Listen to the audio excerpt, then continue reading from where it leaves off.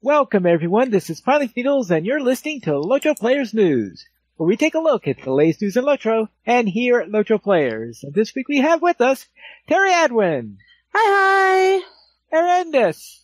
Hey everybody. Cinders. Hello. And please welcome our special guest for tonight, the Dwara Scholar. Evening, folks. And good evening to you.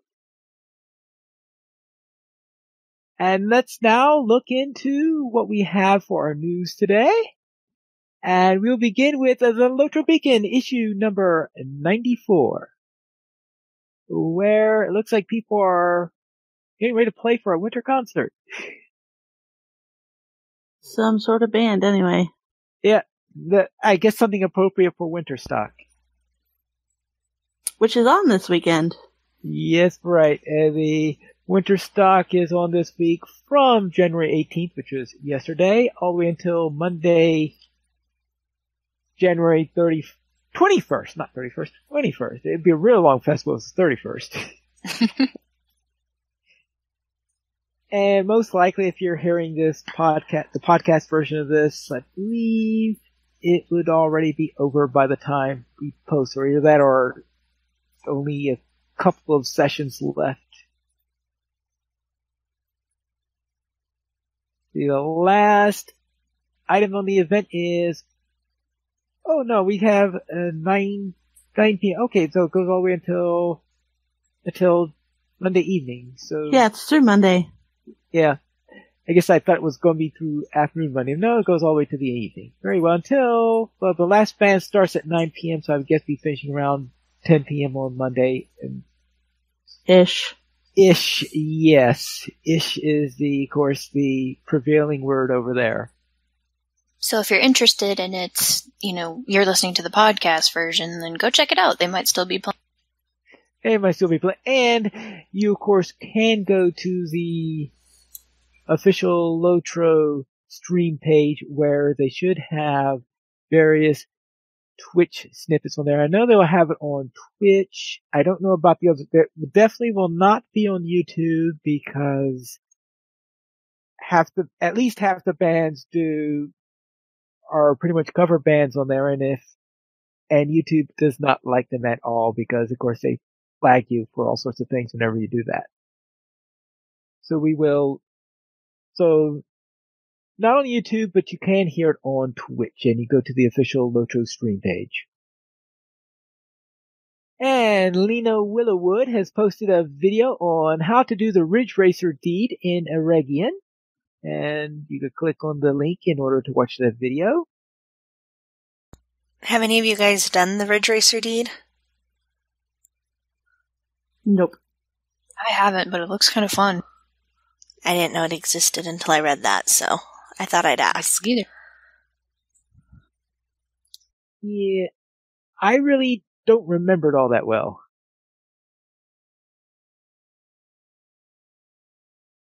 In fact, I don't remember it at all. Now, what exactly is the Ridge Racer? Could anyone give us the lowdown on that? One second. Say, let me check the wiki. Well, I was hoping I was just seeing if there's anyone who knew it by heart and wouldn't have to look it up. The deed says you have traversed the treacherous lengths of the Holland Ridge and earned the title Ridge Racer in recognition of your agility. So, probably jumping deed of some sort? Yeah, it's a jumping deed. Which would explain why I've never done it. Yeah, because I always say that the ridge is my arch enemy in this game. Therefore, obviously, I'm not going to go around jumping ridges all over the place. Say, well, it sounds like something for the Cinders hasn't done it list. Ooh, I am down. Good luck with that, because, yeah. There's a reason why my movement challenge Spurgler has coined the term Carndoom Day Spa.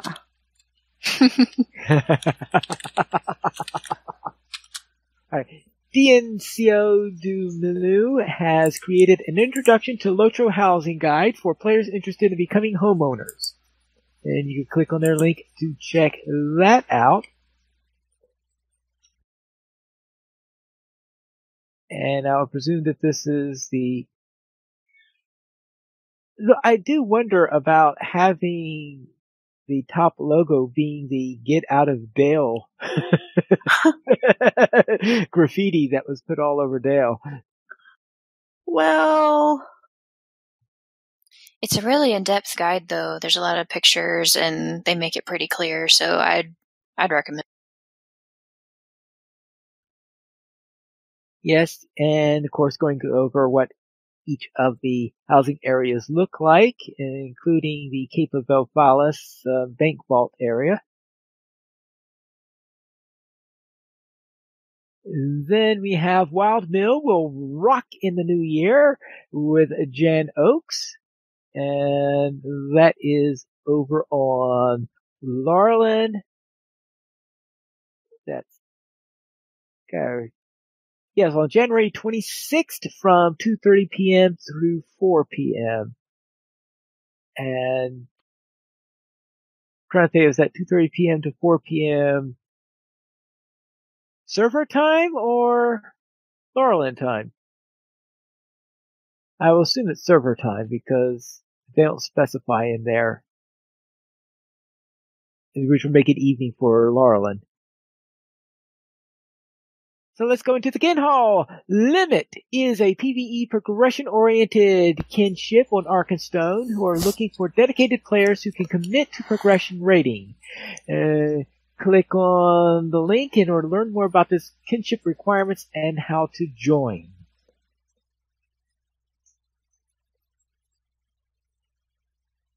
Now let's head into our weekly comment then.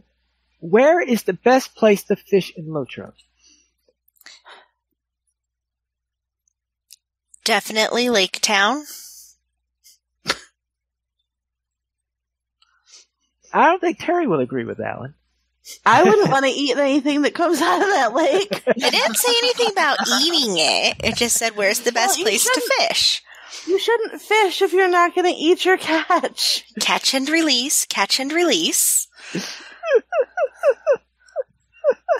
It's a great time killer. All right, so you're saying Lake Town? Yes. All right. What do you say, Arendis? Oh gosh, I don't know. I don't actually do much fishing in game, but there are a couple good answers in the thread that the beacon links to. Someone says the waterworks. Someone says the Watcher Pool outside of Moria. And then someone gives the classic answer of in the water. I'm good with any of that. In Dwaro the is water. fishing in an interesting place in-game this week. I know that because I watched it. I was fishing. Man, my memory is going really Well, fast. somebody on the stream was. It may not have been you, but I'm pretty sure that it was the three of you who were fishing down there. Oh yeah, we did some fishing over at, where was it again? Actually we had two locations of fishing where we, most of the time we go to, the place just outside of Noglons. That's where we went. I don't know if it was this time around, but it's, you'll have to excuse me, folks. It's 2:30 a.m. here. If we're talking favorite fishing holes, I probably would say, there's a place in Edithwaite where you've got a strand of hobbits there in a village. I think it's in the Gloom Glens, I think. Yes, in the Gloom Glens. And you've got a little spot there which is just like carved out, just for fishing. It's just perfect. So, if you've got a character that is high level enough to head to Edithwaite, try the fishing there. It's excellent. Well, and you guys were fishing in the Flaming Deeps. Oh, right. I forgot about that one. The Flaming Deep! Yes! Oh, I forgot about that one. Yeah, I completely Let's forgot about stand that in the lava and fish. Yeah, it was great. Yeah, it's true. You're Oh totally my right. gosh. Pansu said, one of the people that often joins us, he said, you could actually fish in the lava. And I was like, what? And I said, yeah, you can. It's the game treats it like it is water. And I was like, oh, we got to try this. So yeah, I completely forgot about that. Thank you for reminding me of that awesome moment. You're welcome. You can have your fish and cook it too. Yeah. Uh-huh. You mean you don't catch fire if you do that? No, but Panso swears that the fish is already nice and cooked and ready to eat. So that's good. Kind of saves you a bit of work there. That's good stuff. So you can actually catch fish out of the lava? You can indeed, yeah. That's awesome. We tried it and it worked, and I was kind of amazed, but it worked. Yeah, I think I caught 2 carp or something. I don't know.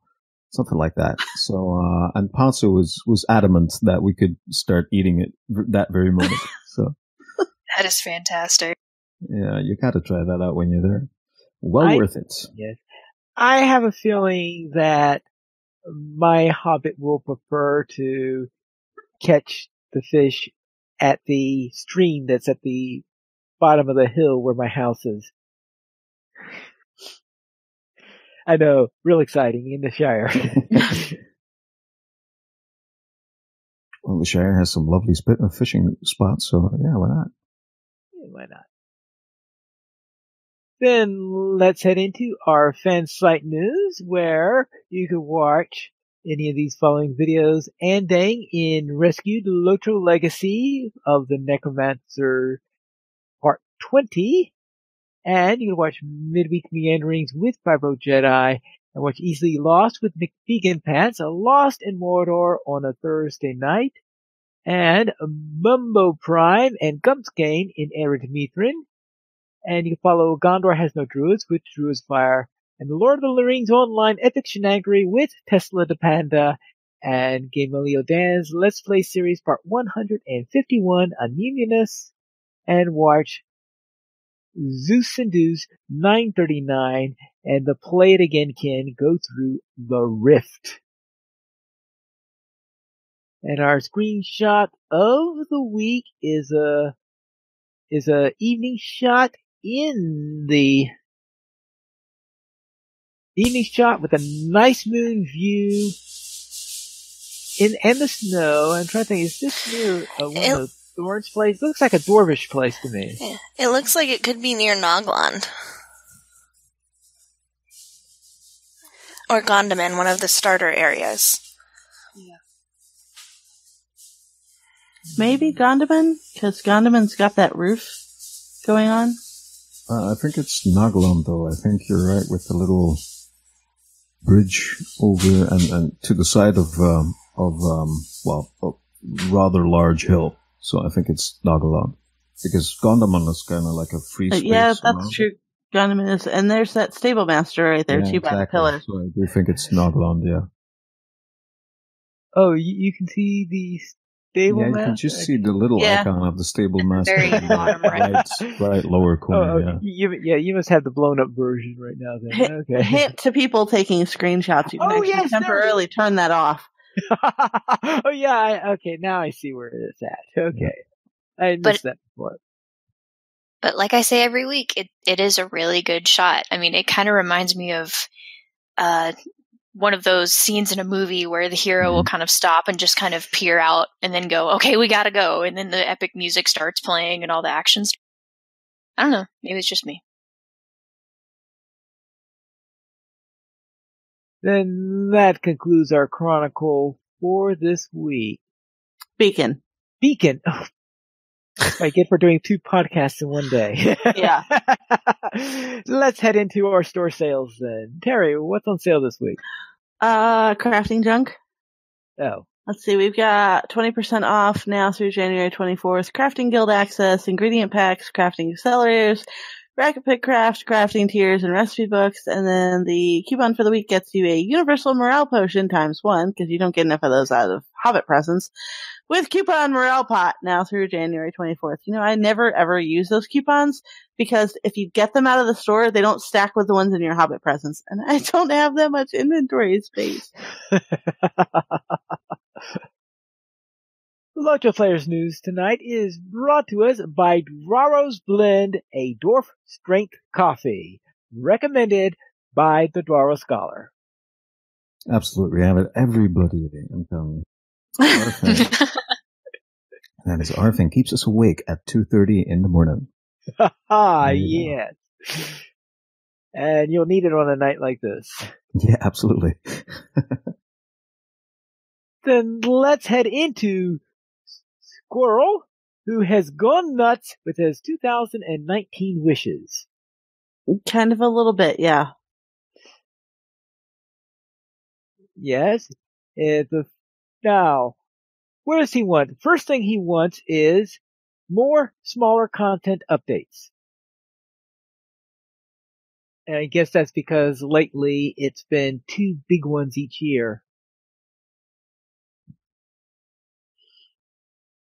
So he would like to see more updates, but of course, smaller in between. And let's see, with the types of places they've been going to lately, that could be a bit of a challenge.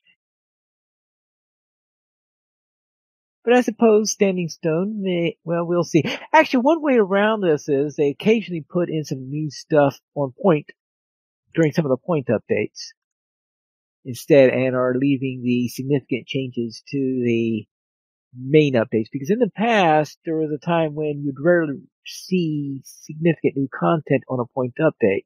That seems to be more common these days. Let's see. LOTRO Cavitary Esports. Whatever does that mean? No He's just idea. talking about having more competitive in games Oh. having more competitive elements in game just for fun, just for extra players and stuff. I think he meant like Cavitary, probably because he's talking about caves and stuff like he is a dwarf. Probably so. It's they call it a mine. A mine! As opposed to a hole in the ground. As opposed to a hole in the ground, yes. And that would be tough because how many people bother with Hobnanigans? I'm still Third trying one. to figure out how it's played, to be honest. But that's just me. Well, you start with a chicken and a stick. How all good stories start. I think it would be easier to figure out if you could actually get enough people together to play it. Well, Yeah. you need at least 6 to have any chance of that. But didn't they have, I don't know if it's still the case, but didn't they have a Hobnanigans League? I read that once. Wasn't there a Hobnanigans Yeah, it was on League? Landreval. Oh, It there you actually go. was doing pretty good for a while, and I think people sort of... I don't know if it's still going or not. Well, it might still be going. I mean, for some people, it's just a way to filtered get out the some XP, I Hobnanigans guess. quest. So. Well, there you go. Some people filter it out, and some people might Yeah. truly enjoy it. Yeah, if there is a league out there, I'd love to watch, because I've never actually seen the game played before. So Yeah. For me, it's on the list together with cricket. Things I just don't get. Sports I don't get. We did it on an episode of Girls once, and it went about as well as every episode of Girls. I need to find this. So it should be in the Signum U archive somewhere. Yeah, might want to try that though. This is a CableNet Dragon idea, so those always go so well. Now, his third one is actually something that is likely to happen. It says, no prophetic look will be complete without our own vaporware that has as the legendary 64-bit client. And actually, they are expecting within the next couple of months to have something that is testable. Mm-hmm. I'm going to be so happy for Cordovan, though, I must say, because every week he gets this question, and it's been how long? I mean, He's going to be so happy when he's finally not going to be able, no longer going to see this on his page of questions. I'm really thrilled for him that is on the horizon. Yeah. Well, no, because then it's going to come up with, okay, I can't get this 64-bit client to work. What am I doing wrong? Oh, don't ruin it, Tim. Oh, yes, he says, see, you're running what? NT? Yeah. or something like that. Yes. Well, first you need a 64-bit machine and a 64-bit. Yeah, but then he can just refer them to tech support, so that's good stuff. Well, okay, you do have a point with that. Yeah, he can just say, it's there, folks. Let's just move on, and questions tech support. So I'm keeping fingers crossed for Cordovan that he can really scratch this off his list, because I think he's going to be really happy with that. Yeah. So of course, we have to completely agree with his last sentence here. I'm sure there'll be a lot of praise and a lot of bugs. Mm. Well, it's a pretty massive thing, I would think. I'm not a tech expert, but I would think it's, not something easily done because they've been busy for quite a while. So I think it's not a switch to flick or something. Oh, no, it's definitely not a switch to flick. Yeah. So, because it's so extensive, there's probably going to be bugs. And normal, right? And there's inevitably some of the modules that it calls, there can be potential conflicts on that. And I think that's the thing that has been slowing it down the most, is that there are certain elements of the game that were written for 32-bit, and alright, whoever originally developed this little chunk here no longer exists. And what do we do now in order to do it? So either writing something new to replace it, or finding something that can do the same job that 64-bit can be a bit of a challenge. Next one, no more legendary weapons. 2019 might be the year we lose our legendary weapons. Heralded as the end of the RNG 10 years ago, weapons and gear that would level with you as you'd venture towards Mordor, openly stated by Vastin as a hindrance they really love to rewrite development-wise. A relic of yon and la la la la la. Yes, the legendary weapon system, which... Well, Except if they do something like that. Everybody who's put all of this time and effort into legendary weapons is going to pitch a fit. So they're going to have to come up with something to replace it that makes everybody feel like the grind that they've done for their lives has been worth it still. That's right. So I don't actually see allies going away. But it would be kind of great if they did. Oh my god. I could see maybe not having them drop as frequently, but with the filtering system, that's been really a huge improvement for that. Well, see, the problem with the filtering system is that as you filter out the allies, you have to do it for every single level that they drop. So it doesn't actually start to become super effective until you hit level 100 and up, when they stop dropping at higher levels. Because you can filter out all the level 50 ones you want, and then you hit the level 52 tier and you have to filter them out all over again. Fair. Yeah, and I can't even tell you how much of a pain that this is, because I kept getting because it took me forever to figure out why I was still getting weapons when I filtered them out, and then it occurred to me that no, when you filter it out, it only filters out the weapon for that level, because then you have to filter it out all over again for the next level. And so you're talking 50 levels worth of filtering stuff. Yeah, it's a pain. And actually, occasionally on Terry, I still find weapons that I apparently didn't have drop yet, so I hadn't filtered it out yet. Yeah, probably mostly for classes that have a huge variety of different types of weapons. Yeah.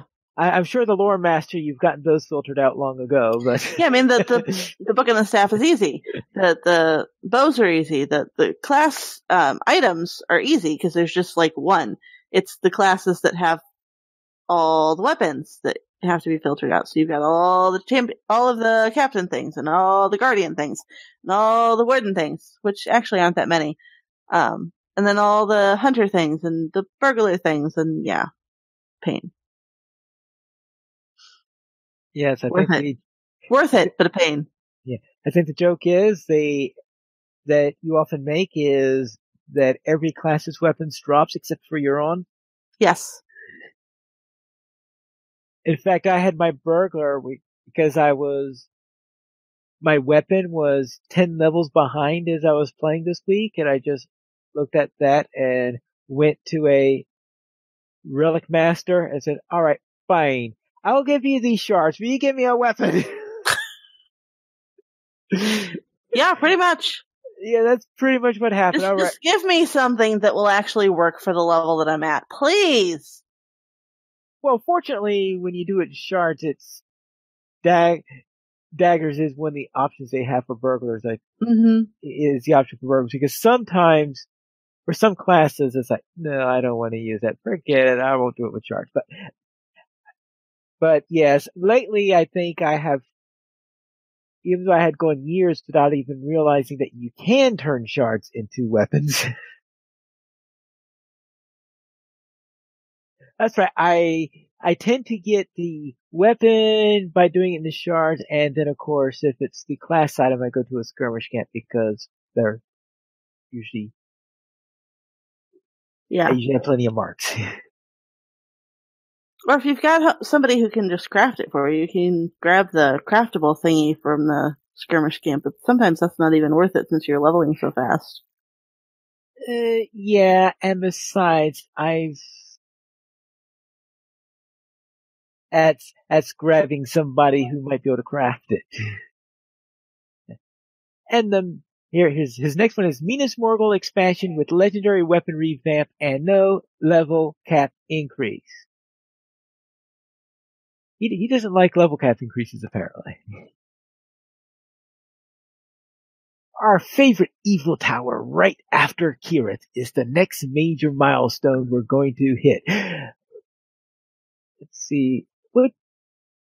After we have whatever we have with Karasgor, well, actually, I guess Anvil's what we do with. I don't know, I haven't done it yet. Yeah, we haven't done it yet either. So I do wonder what is going to be with Karasgor. I think we need to tie up some loose ends over on this side before we could go to Minas Morgul, but I'm sure a lot of people are anticipating going to Minas Morgul, so we'll see if that's how his wish list goes for that one. And making bonkers use of the background changes. Finally making a new system to replace the systems meant to make the leveling experience more coherent. Level 55 essences, farming older instances before slot gear imbued at level 60, or a set of bonuses falling back when you're leveled up? Well, anyway, Yeah, because some of the set gear is level capped, so when you hit the level, you all of a sudden can't wear any of your gear. Sans calls it treacherous armor. Yeah. Yeah, that's the problem, is that, especially when you have long stays at a level cap, they intentionally make set armors so that they're a little bit OP. And the problem is that once you lift the level cap, this OP armor, of course, stays OP. Apparently they are now trying to find a new solution for this that doesn't involve your armor falling off? That doesn't involve your armor falling off. Yeah. Because right now they've had two different solutions they've tried. One is your armor falling off, and the other one is keeping it in and having people still wearing it about 20 levels later, which is because, this is the best armor for this level. So both of those solutions they're not satisfied with, so they're hoping to find a solution that works without creating an army at their door. An army meaning an angry mob. Yeah. So those are his wishes for the year, and some of them, of course, are a little bit tongue-in-cheek, and actually, I guess in all the parts are a little bit, we're talking about Squirrel here. Yeah. I mean, the article title is Squirrel Goes Nuts, so. Yeah. So it's obviously not meant to be 100% serious in there, but of course, we can see some of the things that he does want. For example, a working 64-bit client. There are a lot of people out there, including a lot of people as Standing Stone, who would just love to see that 64-bit client out there and working. And I'm sure there are a lot of people who would like to see a better solution to our current mess of legendary weapons, preferably without having to start from scratch.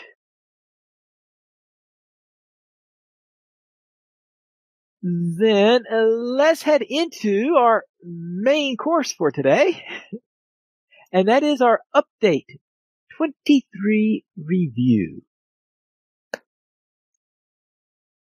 where we head into the Iron Hills and Arid Mithrin.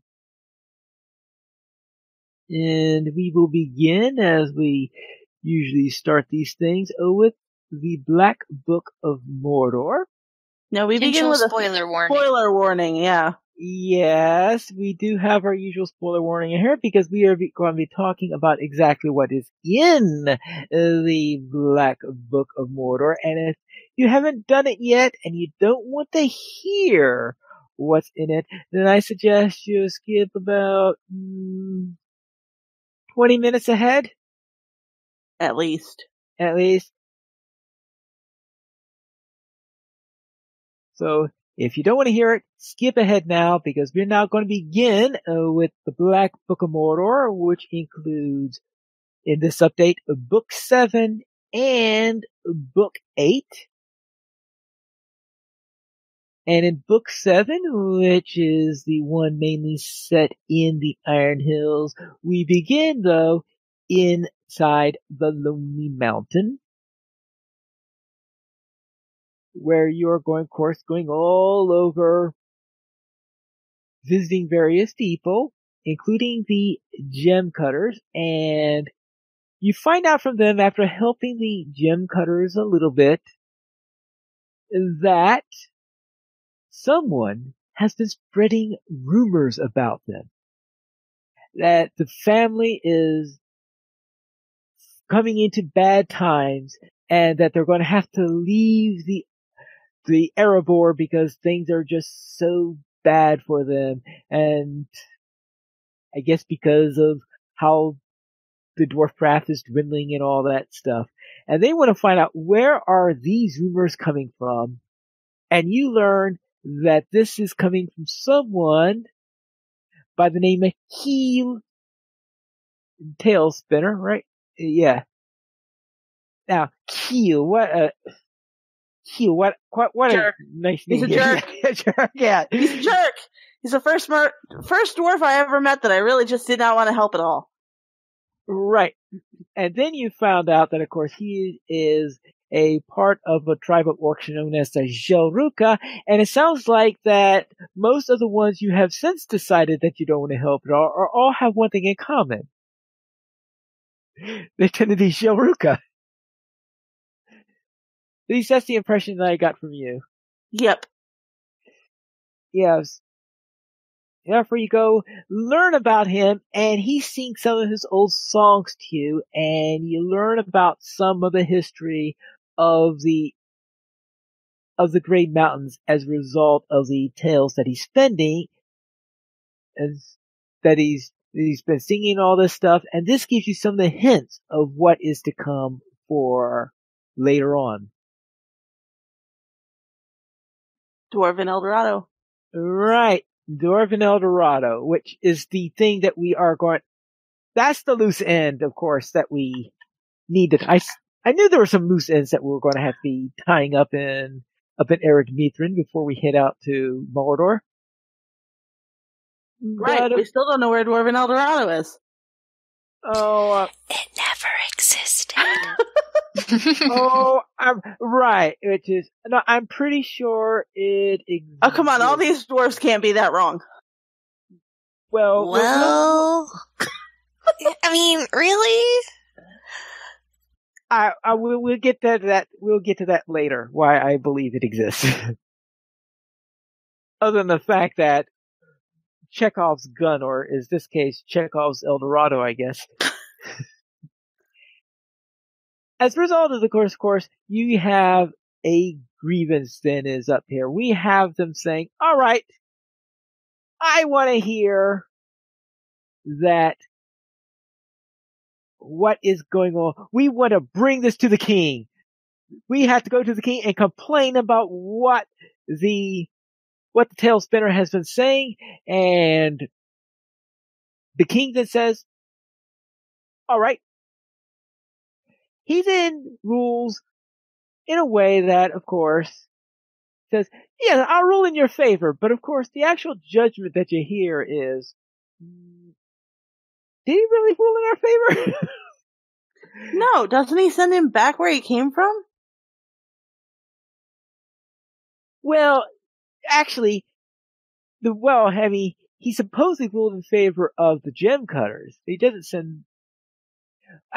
He just tells Keel to get out, basically. Yeah, he tells Keel that, yes, Keel, what he tells him to do. And then he tells us to make sure he gets out and gets back safely. Right. We are to escort Keel back to Yarnfast, which is Keel's home.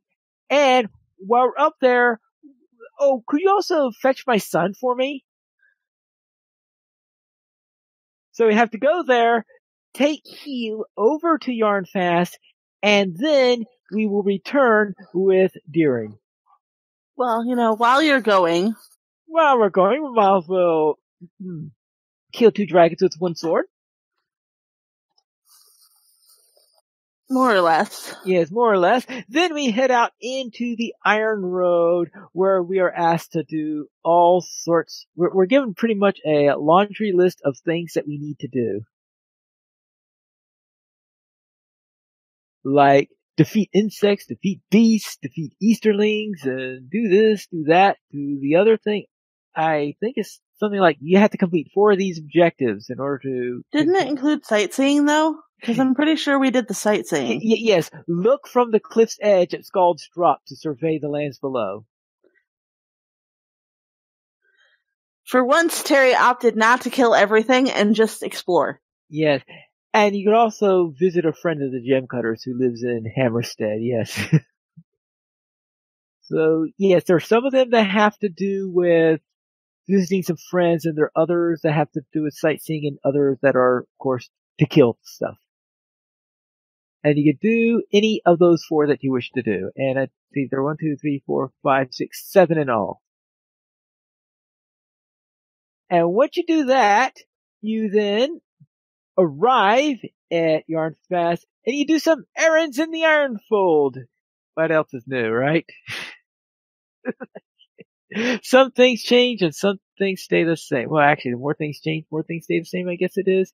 So you find all sorts of people in there, and you talk to Nine the Slakeless in Yarnfast, who is the brother of... Actually, no, I guess he would be He's the brother of Diane Ironfoot. Yeah, he's Diane's. No, so therefore it would be... He's Durin's uncle. Yeah, Durin's uncle. Actually, that would make him Thorn's brother then, because Durin is the son of Thorn the Third, right? No. They're cousins, so Diane is Thorin. Well, you're talking about Thorin Oakenshield, or no. I'm talking about the previous king. I'm talking about the current king, whose name is Thorn. Yeah. Okay.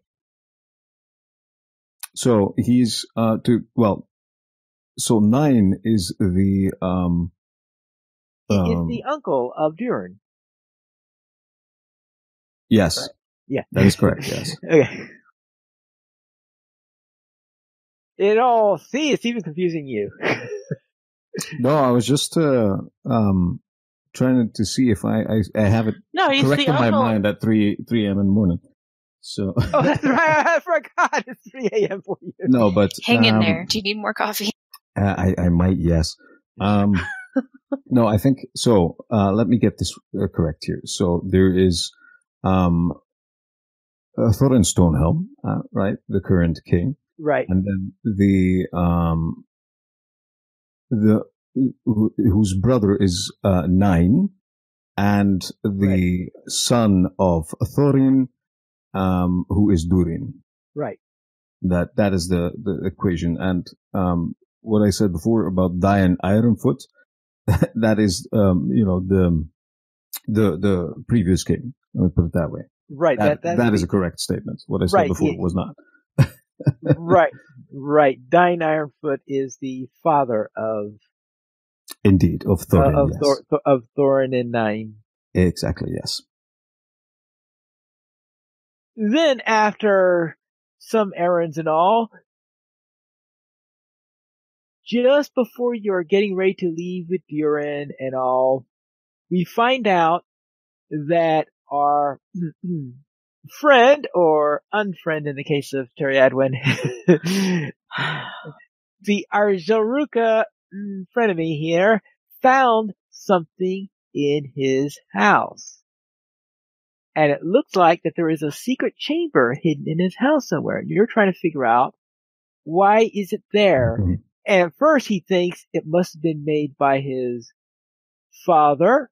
Then he goes to his father's father, then father's father. And he keeps on going back in generations, and you eventually find out that that this hidden chamber, when you finally figure out how to open it, must have been there for something like 1,000 years or something like that. Some ridiculous amount of time. And we get inside it, and we see this hidden chamber that is very dark in its nature. And in fact, it has inside of it the Black Book of Mordor. Yes, the actual Black Book of Mordor. Dun, dun, dun. Yes. Sauron's little black book. Yes, Sauron's little black book is in there. So actually, I think it might literally have been written when Sauron was not exactly very active. We would have to probably find out when it was written and the exact details of it later on, most likely. So that then leads us to head back with the Black Book of Mordor. Now we're getting into Book 8. And bring this back to the Lonely Mountain with Durin in tow. Mm-hmm. One thing though about that room where that book is held, if I may. Yeah. Mm-hmm. It's the first moment I saw that when you go into that room, man, that was something else.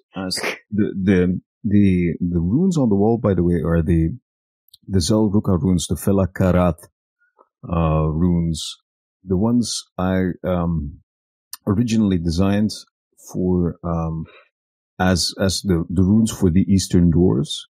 Chris Pearson from SSG asked, would they had a different script? And I said, yeah, most likely they would have had a different script. I said, okay, what would it look like, you think? And so we kind of beat, I kind of created a font and not really thinking it would be used for anything. And then later on, we both worked on that a bit and expanded the font.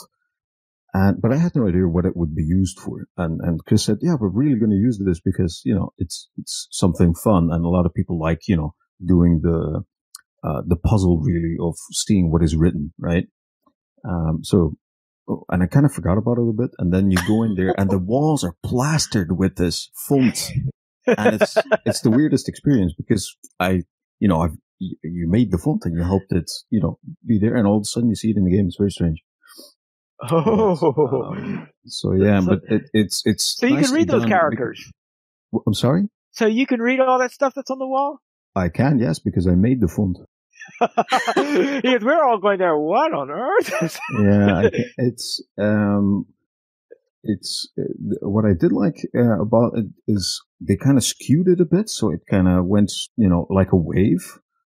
And it had this very kind of reflecting blue light coming from it, which made it so ghostly almost. And yeah, that was really surprising because I had no idea what they would use it for. And SCG didn't say, okay, we're going to use it for this and that. They just said, okay, we're going to use it for the game. I thought, okay. And I didn't think about it. And then you go inside and then you see the whole thing on the wall. And I was like, oh, so everybody, we were questing, I was questing with a couple of friends. And I'm like, you quest on because I'm going to be here a while. Because I wanted to read the whole thing. And they're like, oh, come on, man, let's go. And I was like, okay, well, I can't recall if they went on. I think they went on. I was just reading for a while there. I remember we were doing kind of the epic together as much as we could, really. Right. Some of the things were kind of separate, but we were talking on Teep Speed back then. And they said, is everybody done with this thing? And I said, yeah, this is going to take a while, guys. So do go on. Yeah, it was fun. But I like the effect that they did. It was such a dark room and really nicely done. I think the way they design things, I don't know, they stepped it up even more, I think, in this update from my point of view. Just, regardless of, little details like fonts and whatnot. But what I mean is, the rooms, the, tiny details that, I don't know, from my point of view, the way they did the Iron Hills and the Grey Mountain Halls, really, yeah, it's great design from my point of view. I really enjoyed that. Anywho, carry on. That time we got a little bit of inside information on what's going on in there. And now you guys know why we wanted him on the show. Yes. So sorry to butt in here, did you know where it was going to be ahead of time, or it was just you knew that it was going to be in the game? I just knew that it was, Chris said, okay, we're going to use it, and that's it. And I had no idea where, and like the most of the translations that I did, we were, I was sent a page with, could you translate this and that and that and that and that? And I said, okay. And I translated the whole thing. And that was it. And then a couple of days later, I got a page. Could you translate this and that and that and that? And I did. And that was about it. I mean, very friendly and all that. And really enjoyed to work with. And like, the fonts, the initial font I created for the Dwarves of the East, I had no idea they would call them Zelruka, for instance. Was different. And then we thought, okay, let's merge two runes together and create what is called an abugida, which basically is not an alphabet, but like a vowel and a consonant sound in one sign. That is basically what this font is. So it's radically. It's a syllabary then? I'm sorry? It's like a syllabary? Not necessarily. It's not one syllable necessarily. But okay. In most cases, it's just one vowel and one consonant. And the vowels are horizontal and the consonants are vertical. And that's why all of these runes of these Zelruka kind of look like crosses. Because there's always one vertical, then one horizontal, or two horizontals, or whatever. Anyway, so it kind of developed over time, that thing. But I had no idea that they were going to use it for that. So for me, it was every room and hall and all those things, or a quest. You did the quest, and all of a sudden, hey, I did this translation. So that was fun. Yeah, I had no idea, so it was fun. It was really enjoyable. Or like the fella in the Akshar Basa Scholar's Abode. I had no idea he was going to be in there. No idea. So all of a sudden, you run into a character which has your name in the game. Yeah. But it's good. Really, I mean, they're really nice guys. It was lovely to help out. And I didn't really want to be honest, to know every little detail because I played the game as well. And I like the fact that, you get surprised by the story. So right. If they would have said, you want the inside scoop on all these things, I probably would have said, no, thanks. Just, the translation things and I'll see to do them and that's it, which I did. So. You wouldn't have then had the thrill of walking into that room and seeing it there. Oh, it was very bizarre, I must say. It's something you've worked on and then, because, well, I'm not in the game industry, so I don't, developers and graphic artists and whatnot who are in the game industry and in SSG or other companies, they, take it for granted. They just make something and da-da, it's the game, you know? But for me, I just do translations and create fonts and whatnot, and then all of a sudden, ta-da, it's in a game, and that's a bit strange. But anyway, it was fun. Right, thank you. Then, with this book that we found in this strange room, we then have to take this back with us to the Lonely Mountain. And when we go back there, we are also, of course, we have Durin in tow.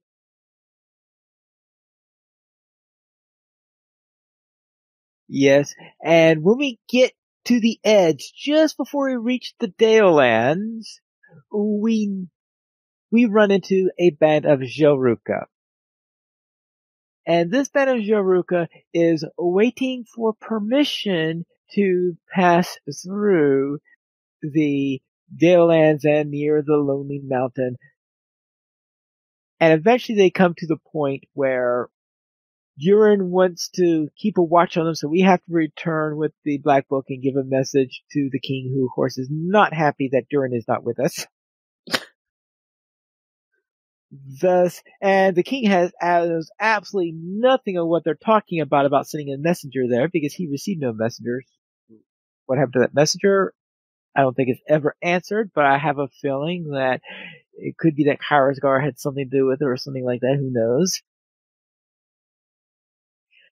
When we get back to where we expect Durin to be,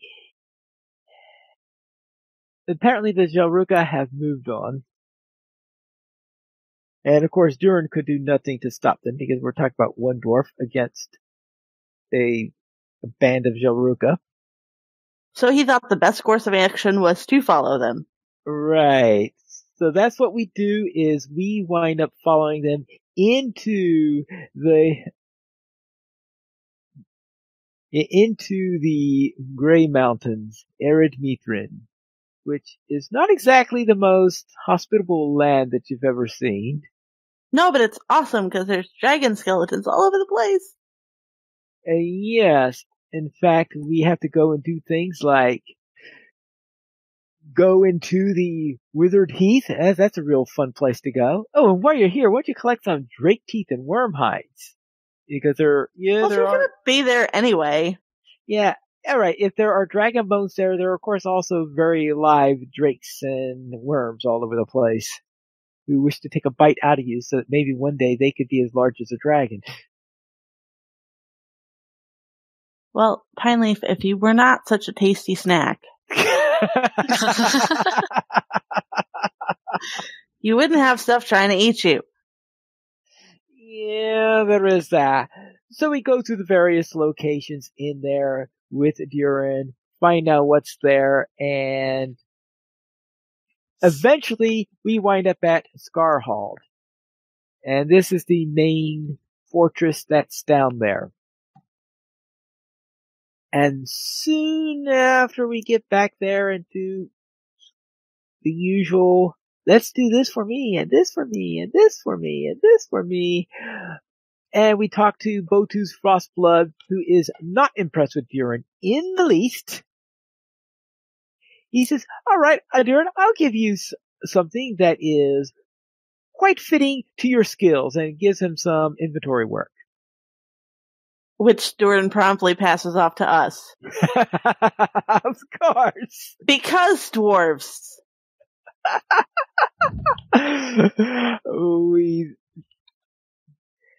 We then hear that we received a message from Kharazgar, and we are to meet him. Therefore, we go in with the Jelruka to meet with Kharazgar. We go in there and the dwarves are talking how Kharazgar is late. He seems to be a coward, not going in there all this time there. Yeah, one of the funniest moments in there, because all this time when they were doing all this talking, Kharazgar just has his back to the wall from the area they came in. None of the dwarves notice that he's there. Yeah, he's basically just standing behind them. Yeah, he's just standing behind them, listening to all that they're chatting about. And I don't know if anyone has ever found that is there an amount of time where the thing will eventually end if you don't eventually notice it and get things moving again? Because it looks like that those doors will keep on talking forever about how Karazgar is late and all that stuff when, Karazgar was there first. So Karazgar then gives them an offer. Essentially, he says, you acknowledge me as the lord of these lands, and I'll allow you to live here. Now, what do you think that Zilruka will respond to in that little request? Wasn't it along the lines of, where do you want us to bury you? I think that is close enough to it. In other words, it is an emphatic no. And therefore, Karazgar says that. I mean, it wasn't even just a no, it was a, no, we're going to kill you. Where do you want us to bury the body? Yeah. So they really should have been saying, over our dead bodies. Well, you're pretty close. Except he would except he kind of takes that as a challenge, so. Yeah, he does. And in fact, Karazgar then says, I'll make you 3 promises. I will visit Skarhald 3 times, and on the 3rd time I visit, there will not be a single dwarf left alive there. The dwarves, of course, says, very well, it is time for us to prepare our defenses. We thus, of course, are sent on duty to inspect the defenses, because who else is there to do it? As we are working with this, we start to feel some sort of a trembling. And we go outside and we find out that it looks like that promise number 1 is now being kept because Karazgar, his friends, is coming. And when we say Karazgar's friends, we are not talking about men, we are not talking about orcs, we're not talking about goblins, we are talking about drakes. So we have this army, this flying army all over the place, attacking all over the dwarves, and Karazgar makes this attack in there, creating great damage all through the area, and of course, kills the leader of the Zilruka in the process. In there, he says, and of course, he is flying on this really, really big drake. I don't know whether it was intended to be Vitu Wintermine or not. I'm still not exactly sure whether or not it was. Don't they say that it's Vethig Wintermind? I know there's a later part where he does fly on Vitu Wintermine. The problem is you've got 2 different threads with Karazgar in there. So I wasn't 100% sure if that was, but anyway, I think of it as Vitu Wintermine because it's big enough to be so. And he says, very well, that's promise number 1. That's right, go in there, kill their leader, and really get to say, see you later, and then flies off. Pretty much. And when you consider the fact that if he wanted to kill them all on that first attempt, he could have easily have done it. Mind you, by this point, I actually like Karazgar better than I like the Zilruka.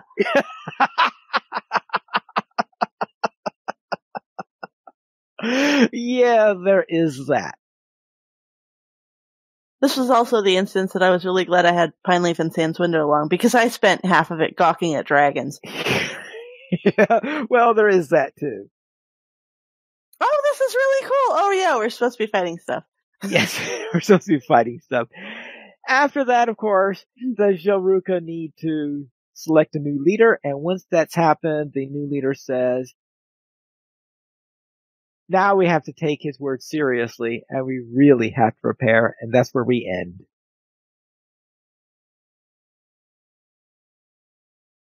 Whee! Yeah.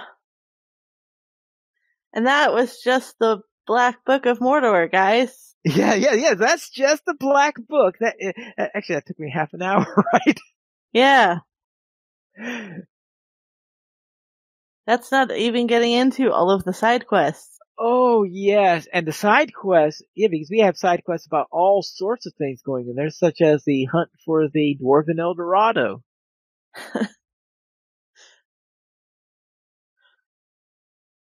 Actually, I know it has an actual name, but I will forever just call it Dwarven El Dorado. Like, every time it comes up in quest text, and we say what it is, and I say either like right out loud or just under my breath, Dwarven El Dorado. Yes. Because I figured out really early that that's what that was. That's pretty much it. Alright, that takes care of the Black Book of Mordor, so it's time for us to head into the landscapes, and I think Terry Adwin has a bit to say about that, right? Well, I mean, I love the landscape. Right, that's what I mean. Yes. Yeah, I mean, I actually didn't spend as much time in the Iron Hills as the Grey Mountains. Grey Mountains is probably one of my favorite zones now, just because it was designed so cool. Iron Hills is great, but there's not tons special about it. Although the switchback east road thingy leading off into Rune is extremely intriguing, and I really hope we get to go down the rest of that path, because I really want to go east. We really want to find out what's going on in the east. Right, because we've got all those refugees coming in from there. Lots of hints that there is something going on over there that should really like be dealt with at some point. Like, it's not just over, something that's happened and is over with. It's something that is still going on. So it really should be something that we go find out what the heck is going on. But despite the fact that they keep dropping all of those nuggets, we still get the sense that we're not going that way yet. And it's frustrating, because I really want to go east. We want to go east. Really want to go east, but there's other stuff taking our attention. The mines of Hammerstead were cool. Landscape-wise in the Iron Hills, what I thought was amazing was the Dynlik, the huge statue of Dine Ironfoot in the Iron Hills. Yeah. That was amazing. I was like, that was great until you had to climb it and go down and then climb it again and then go back down. Yeah. We did that several times, I'll tell you that. And then it's not so much fun. But I flat out loved the Grey Mountains. Mm-hmm. As soon as we get crossover into there and you start to see the Dwarven architecture, because it's different Dwarven architecture. Because we've seen Dwarven architecture before. You've got it up in Erdluin in the Blue Mountains, and then you've got it in Moria, and those two are fairly different. But then you've also got because Iron Hills isn't super great examples of Dwarven architecture, except for the pit in Yarnfest that Sans kept falling into, which was hilarious. What I did like as well is when you're talking about all these different architectures, is that they actually pay attention to the kind of stone you will find in the area. Yes. Like the in Stangard, the stone used there is azurite. It's a very blue stone, which the walls are kind of made up with. They kind of they have similar patterns to patterns you see in Moria, but it's a different stone. And, it's a different stone from that in Torrance Hall. It's a different stone from that in the Iron Hills. And if you look at the actual stone in the area, you can quickly see the correlation between them. And I like that they took that level of detail and even, named in one of the quests, they're like, oh, this is the blue azurite stone. And it's, if you look up azurite, it really looks like that. It's even the vein in the stone and all that. The detail is wonderful. Well, and the other thing too is the patterns at first glance look the same, but when you actually pay attention to them, they're not. Yes, exactly. They actually are distinctly different, which was really, really cool. And yes, I love the blue stone. but blue is my favorite color, so it makes sense that I would really like the blue stone. But it was that, I mean, the fact that you can, at first glance, if you're not really super paying attention to it, it kind of sort of looks like stuff you've seen before. But as you actually look at it, you realize that it's not anything you've ever seen before. And then, of course, with the Grey Mountains, you've got the dragon carcasses littering the landscape, and it's fantastic. Because we noticed that no two dragon skeletons are the same.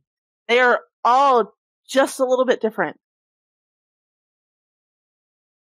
And yes, I actually did go around and look at all of them. Hey, someone had to design each of those. Yes, they were handcrafted dragon skeletons.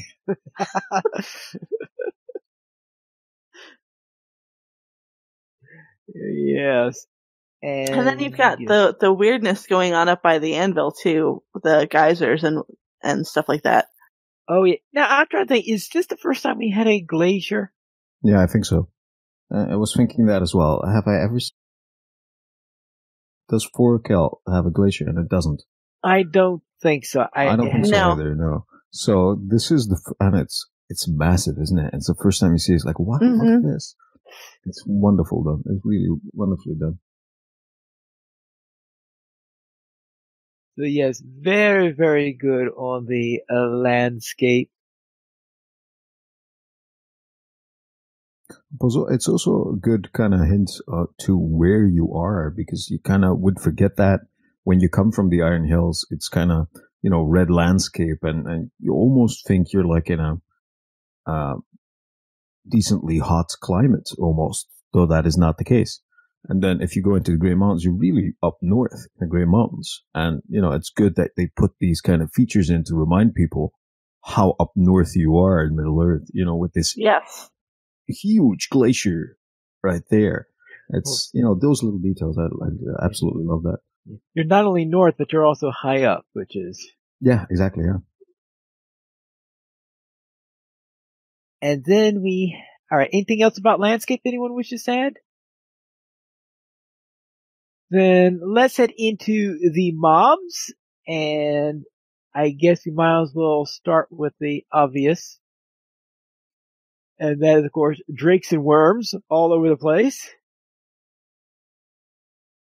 Well, in the Grey Mountains, yes. Yeah, in the Grey Mountains, you don't really see them in the Iron Hills. Yeah, Iron Hills. In the Iron Hills, you have Easterlings. Eastern. Yes, Easterlings. You have quite a number of Easterlings, and of course, they're cats. And with Easterlings come the battle cats. That's right. Yeah, come with them the battle cats, and we have our usual supply of goats of wolves that we had there, and some rams. And the lizards. The lizards are back. The little frilly lizards. The screechy ones. Yeah, the screechy lizards. And I think the hill beasts. Oh yes, can't forget the hill beasts. Yeah, can't forget the annoying hill beasts, especially since they tend to be signatures, and so really annoying. And the ever-present birds. Oh yes. Well, yeah. And birds, of course. Those are the mobs I could think of for the Iron Hills, then. So nothing really all that unusual in it. So nothing particularly new. A lot of things that we've seen before. Then over in the Grey Mountains, of course, as we mentioned already, it's drakes, it's worms. There's bees and wolverines and birds. Yeah, bees. And wolverines. weirdly, you have, aren't there nameless things? At some point? Or am I misremembering? Well, the nameless things, I only remember the nameless things during the added quest. Oh, I'm thinking of the trolls. Oh, the trolls. Oh, yeah, those are wood trolls. You have more, Tower Grim. Yeah, the Tower Grim. And of course, we have the... there are Grims. Yes, you do have the Grims, especially out into the Withered Heath, where you have those cold grims up there. You have the ghost dwarves as well. I don't know if the ghost dwarf. Yeah, possibly the most annoying mobs ever because you have to kill them twice. You're like, I made it. No, you didn't. Yeah, the only thing worse than that is when we come to a later instance where you have the ghost spiders, where you have to kill twice. Mm. Then, of course, the closest thing they have to a new mob here are the Ugolodon, who essentially are Guardon with an identity crisis. Yeah. Yes, because they worship spiders. They worship spiders, though they still have some of their deep-rooted culture in there. So because they weirdly have pet wolves instead of pet spiders. Probably because they couldn't get the spiders to obey them.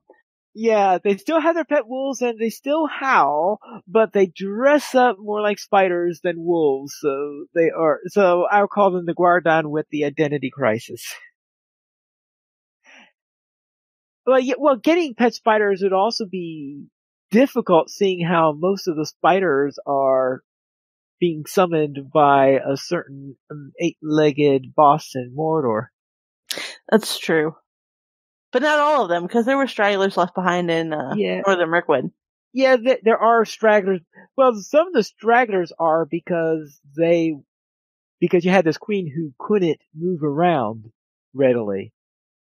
And even then, I think at the very end of that, they abandoned her and eventually followed the calls, leaving only her behind. Except for a few young ones who couldn't move fast enough. But, yes, so we had these Ungolodon, and I think that's the only significantly new mob that I recall. Oh, other than the ghost dwarves and ghost spiders, of course. Well, the ghost dwarves are worth mentioning, not so much ghost spiders, because we've seen kind of haunted spiders before, but the ghost dwarves are worth mentioning because it's really the first time that we've seen undead dwarves of any kind. You've got a point there. Mm-hmm. You're right, because usually when we run into undead, it's undead from men. Mm-hmm. I guess because it wasn't as obvious to me because I've played DDO where you run into undead dwarves all the time. See, for me, that was one of the first things that stood out as soon as we came across the dwarf whites. I'll be honest, I didn't think about it. And I think part of that for me was the assumption that with dwarves' longer lifespans, that there just simply wouldn't be as many that you would encounter, and particularly not in areas that weren't heavy in dwarf presence anyways. Except having done the elf dwarf starter instance where you've got Skorgrim's tomb, those undead weren't dwarves. That's a valid point. Those are the man-shaped specters. So it was like really super, was one of those points that my mind just kind of stuck on.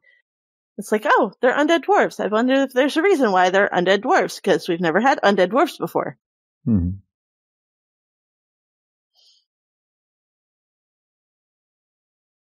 I mean, I like the concept that they were there. It's, in a way, it's a bit unusual because dwarves, obviously, they would prefer to be entombed and, their body normally would not be inhabited by evil spirits.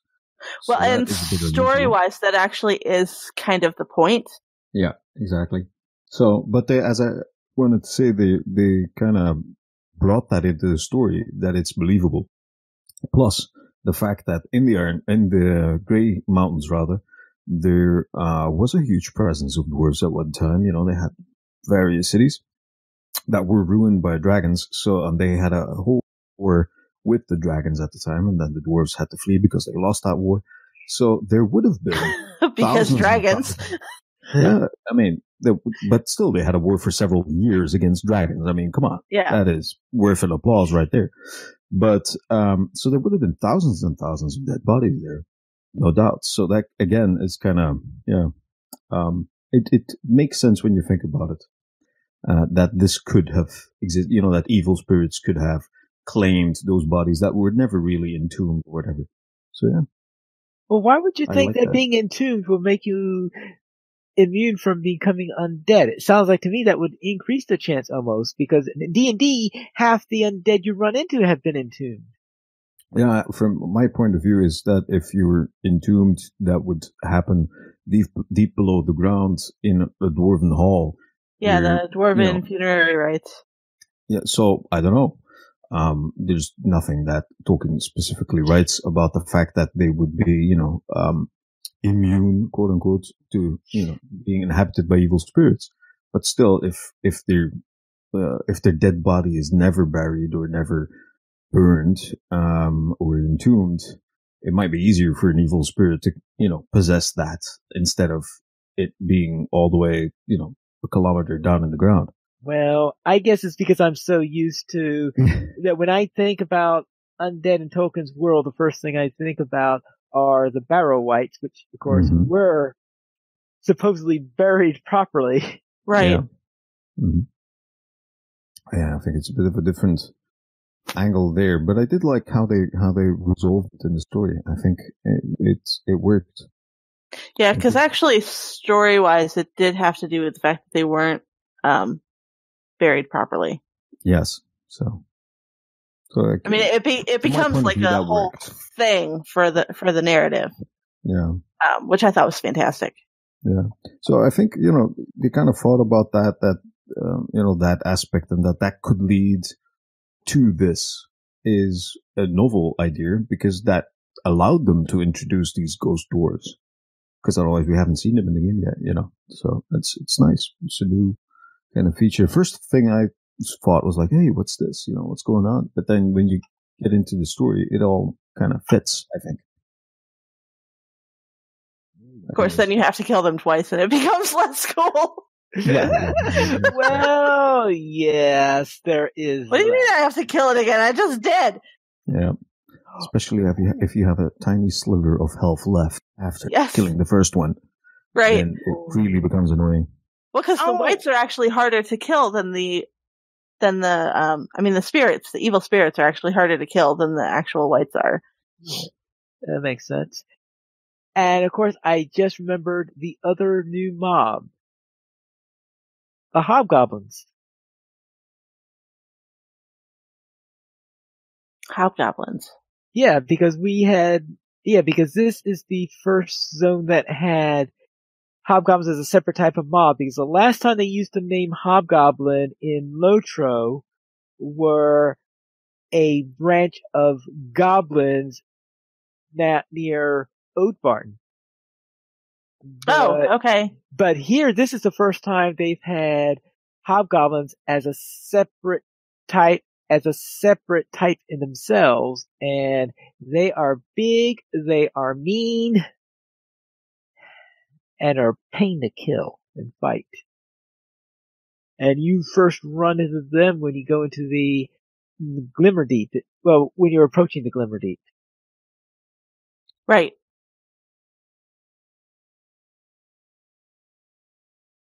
And I think that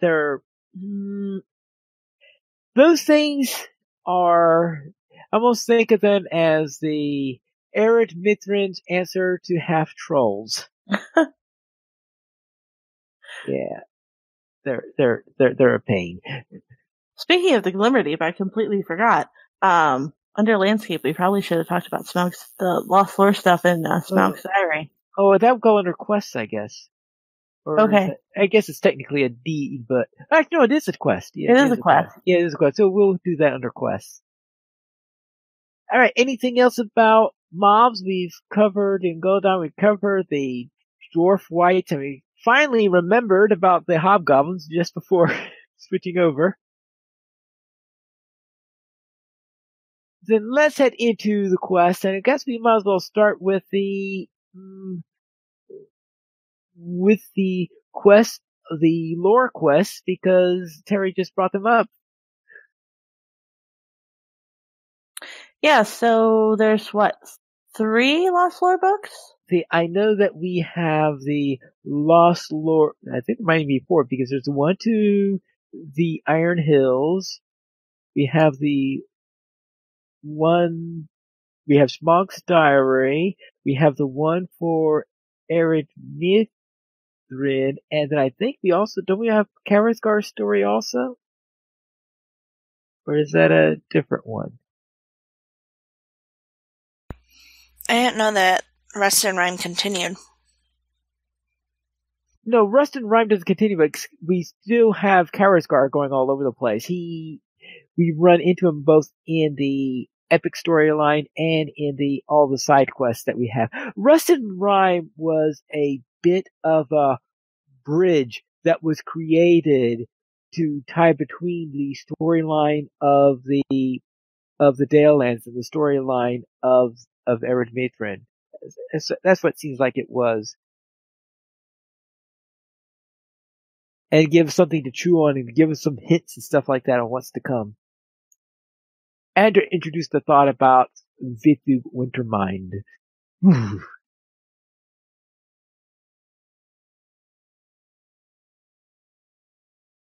thought the Karazgar thing was one of the other books. Okay, well, I guess that's possible also. Right. Yeah, it looks like that it looks like there are three. Arid Mithrin, Smog, and the Ironfold. So it would have been part of the Arid I think it's the Arid Mithrin one that's narrated by Karazgar, yes. Ah, okay.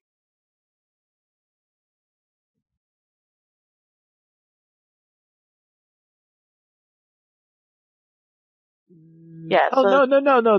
The one the Arid Mithrin one is the one talking about the Far Gotho.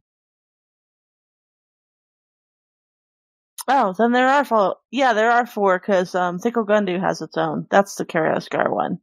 Okay. The Thikkel Gundu. Alright, now that would make sense. Right, yeah, Lost Lore of the Dwarf of Thikkel Gundu, yeah, has the rust-stained ones, and that obviously... That's the ones where I'm missing a page. Yeah, and of course, rust-stained one. We know why it's rust-stained, because they're written by Karazgar. Mm-hmm. And I know which one is Terry's favorite. Pretty sure. The Smaug one, because it's awesome. Yeah, the Smog one. And now, of course, I'm running out of room in my house to put all this stuff.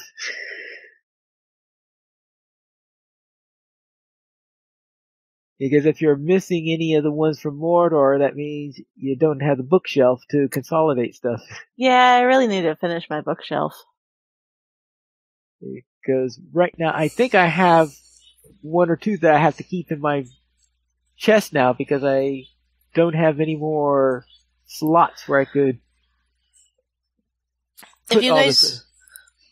If you guys go back and do that, will you let me know? Because I need pages from Mordor still for the bookshelf. I think I'm only still missing Lingrith. Well, I'm pretty sure I finished Lingers. I think the one I'm missing is probably Saragost. Oh, my Saragost book was done a long time ago. Oh, I know which one I'm missing. Oh, I might be missing one from Saragost, but the other one I'm missing, of course, is the one from the raid. Oh, yeah, you gotta finish out your raid book. Yeah, because we did the raid emphasizing the lore, the storyline of the raid itself, rather than emphasizing getting the pages. Right. So 4 more lost lore pages to books to gather all over the place. And then, of course, we have our usual storyline. In this case, we had storylines, obviously, for both major. And for Arid Mithrin, we actually had, was it about 4, maybe 5 different threads that we're running on that you're supposed to work out, and you unlock the final stage after finishing all 5 of those threads. And one of them, of course, was for each of the areas. But one of them, I think, was helping some Karazgar problem. Zoruka, which I'm sure that Terry didn't like. The only thing she liked less would be helping The bears. The bears, yes. The bears. Between the bears and Radagast. Then we had the storyline that was taking us to Thickle Gundu. We had a storyline taking us into the Glimmer Deep. So those are the storylines that I can remember. So let's see. There are at least 4 of them. There might have also been a 5th in there. Oh, that's right. And of course we had the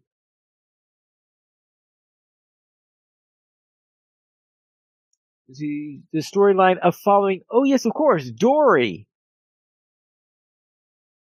Following his, that's Thickle Gundu's story. That's part of the Thickle Gundu storyline. That's right. Yes, because Dory decided that Thickle Gundu was actually Thargarfall. Yeah. Despite the fact that Dwarven Eldorado doesn't actually exist. But when you finish all of those threads, then the 5th thread is trying to find a staff. And this staff, after you finish, find the staff, find where it is, which has you going all over the place. You eventually then are sent to the storm wall, and inside the storm wall, you run into more dragons, lots of spiders, and Smog's sister. Yeah, Etterfang. Yeah, you run into Etterfang, and Etterfang has the staff that you're looking for, and legend says that staff will lead you to El Dorado. It's a trick. It's a trick. So that's what we're finding. So we'll find out when the next update comes out whether or not that staff really brings you to El Dorado. So I just want to know why Pineleaf thinks that the Dwarven El Dorado exists. I'm kind of dying to know. Because we found the staff, and the staff supposedly sends you to Dwarven El Dorado. That, and as I said, Chekhov's El Dorado, introduce all this legend for an El Dorado. It's going to have to exist somewhere, right? In their minds. I mean, legends exist. I'm going to sort of quote. The reason that we still have legends is because we want them to be true. Or at least the concept of them to be true. Well, yes, but we're talking about a mythical world in the first place, where very often those legends become real. True. However, this does sound an awful lot like it's just in the dwarven mind. It's a fairy tale. It's a dwarven fairy tale. It's something they can tell their dwarves when they put them to sleep at night. The tale of Dwarven El Dorado. I mean, really? How many hundreds of years have they been looking for this thing? And way too many. And nobody can find it. Not only can nobody find it, nobody's ever been able to find any evidence. And come back alive. Back alive. That's true. Yeah. And except for dead men literally tell no tales. Came back, raving about it. Well, I think these arguments actually go both ways. I mean, Havargator could have actually existed. I mean, dwarf doors are invisible even to their keepers, to their creators sometimes. Unless so Red Moon is right. Who knows? That might be one thing. Plus, the Grey Mountains were rich with treasure and ore, like few other mountain ranges. So that there could have been something like that is possible, I think, in the fantasy world of Middle Earth. But then the story kind of, I think it kind of sets it up for it not being there. So yeah, there's arguments both ways, I think. I'm still on the fence. I don't know if Havargator really exists or not, and I'm kind of rooting for that it does, but I kind of fear that it doesn't. So yeah, I'm going to fall hard on the it doesn't exist and then apologize if it turns out that it does. Oh, it sounds like I'm on the minority here. I'm in the it's a fairy tale camp, definitely. It's interesting to note, by the way, because Dwarven Eldorado, or regular Eldorado is like a city of gold. Dwarven Eldorado is a city of mithril. From everything we've heard about it, supposedly it's like plated in mithril or whatnot. Was it plated in mithril? I guess I must have missed that point. I don't know. They talk about mithril fairly frequently every time the subject comes up. So, well, if that were the case, then I would be more inclined to believe it to be false. Yeah, because that's actually why I'm thinking it's no. Yeah, I think that it could be perhaps. Well, I think it could be a case of hyperbole, perhaps. In other words, just because when you have something that's been lost for a while, stories will come up to it that could very well exaggerate its nature, and are added every time. Yeah, I think that it probably had mithril in it, and in fact, the presence of mithril could probably be one of the things that eventually caused things to go wrong, that forced the abandonment, sort of like how Khazad-dûm had to be abandoned. And why was it abandoned? Because they opened up a new vein of mithril that turned out to be the sleeping place of a Balrog. Okay, so here's a theory. Tavargatul was just a wooden shack where they kept a bit of mithril. And over centuries, this got, layered and layered and layered, and it became like this legendary place. And it was just a simple wooden shack where they kept a couple of bars of mithril. I think, might be, closer to the truth. Who knows? Please tell me that this shack is 4 foot by 4 foot. With some, a random dead body and a whole bunch of other stuff crammed in it. That would just make it the best shack ever. I would not be surprised. Oh boy. Yes, that's the thing. Someday we can explain that reference. Yeah, someday we'll explain that reference, yes. But overall then, it looks like that I feel that it exists, and I think that it's an actual significant settlement where they discovered mithril. What happened to it, we don't know, but you're in the Great Mountains. Every settlement of the dwarves in the Great Mountains fell to one particular entity type. Dragons.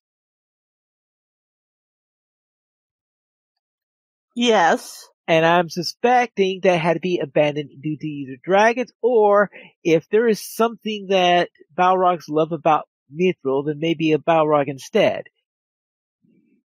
Who knows? But I think that in update 24, I guess it will be, we will find out finally whether or not it exists. Or we'll go somewhere else. Or it says, oh, by the way, you know that place down to the south where is that fell? You know what'll happen? What'll happen is Mithrandir, because we can't call him Gandalf again. We are still calling him Mithrandir. No, we call him Gandalf when he's up at the dwarf areas. Man, I can't even keep it straight. So Gandalf will send us a note saying, you guys gotta come back to Erebor because I found something in this black book and you're not gonna like it, and it's gonna send us back to Mordor. Yeah, that's always another possibility.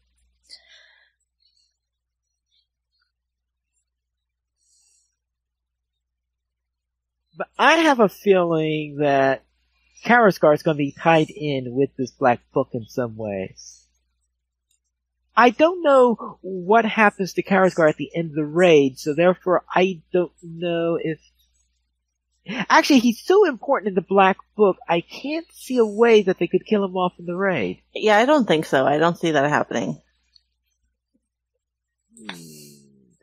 Now, I could maybe see the dragon biting it in the raid. Maybe. well, in that raid, it's possible there might even be more than one dragon involved in that one. Because we still don't know what happened to Vitu Wintermine's mother. Right.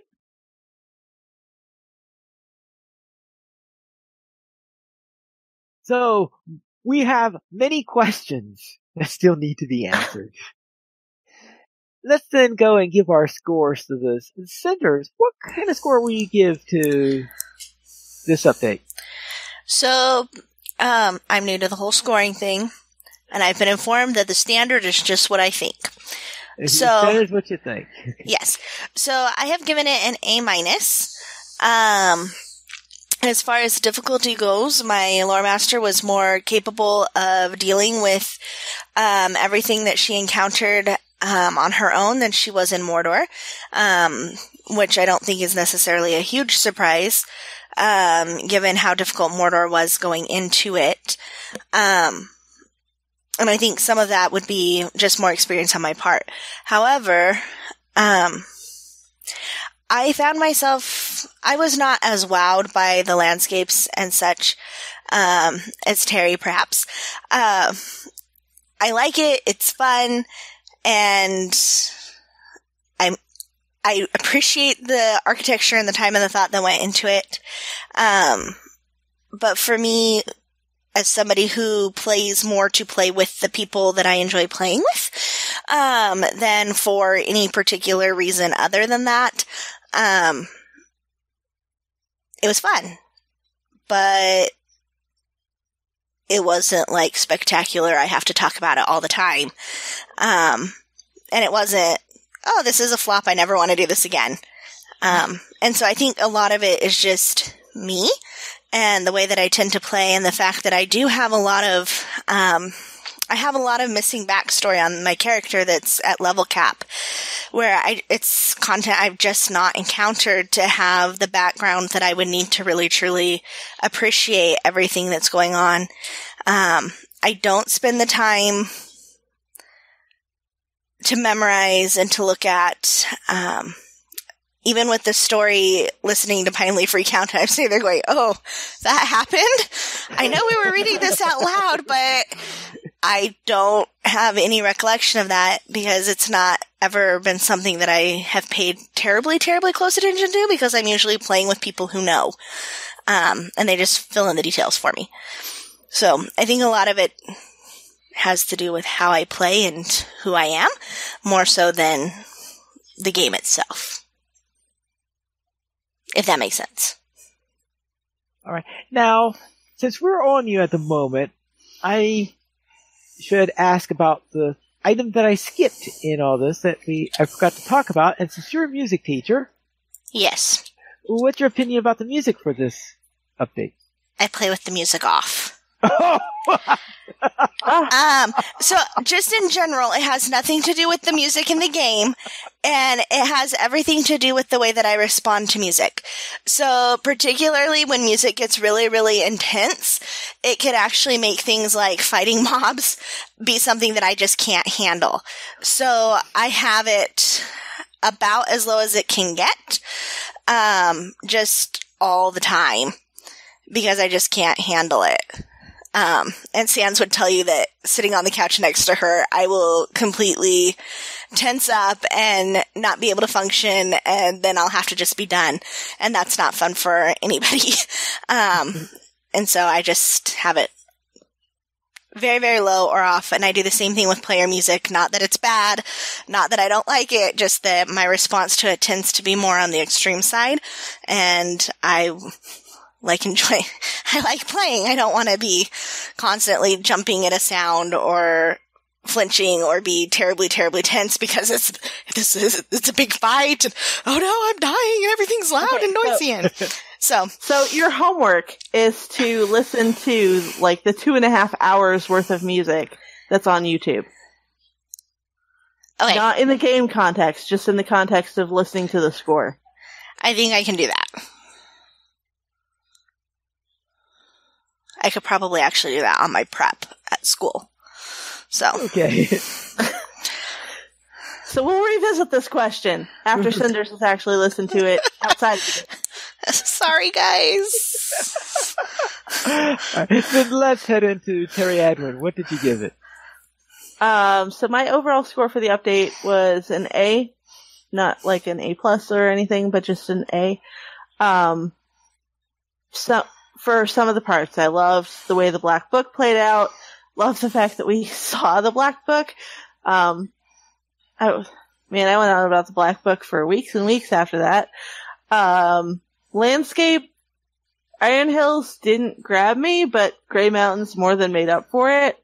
And I think really the only reason why the Iron Hills didn't grab me is because I had gone the other way in beta, so I was mostly just chomping at the bit to get into the Grey Mountains because I wanted to get through the dragons. I think the next alt that I take through, I will take the time to appreciate the Iron Hills a little bit more. I really enjoyed the rebalancing that they did for classes because I found like in Mordor, I was sticking with the group and not really paying a whole lot to whether or not I could kill mobs on my own. For this update, I actually was making it a point to run away from everybody else so I could kill stuff on my own. Because I could kill stuff on my own. Yeah, so they'd be like, "Where's Terry? Oh, I'm over here. I'll be fine. I'll catch up. It's fine. I'm just gonna kill this thing by myself." Because I can! Because you can, yes. And then the quests, all the little, like, bits of lore and details and stuff like that were just, there's just so much stuff. And it kind of wanted to make my brain explode, except we were really good about taking it slow and I mean, Smoke's Diary alone gives this update an A, because it's just so good, so good. I mean, the fact that it's, like, you didn't find pages, you found these written bits of claw marking in the stone is just great. And of course the music. Like, I've been raving about the music. Which is why I was very disappointed that Cinders doesn't listen to the music. I mean, I get your reasoning why. Actually, it's funny because I have combat music turned off, so I just have the basic game score. I don't have the combat sounds. But for a long time, I used to play the game with no sound on whatsoever. Like, I didn't have creature noises or anything.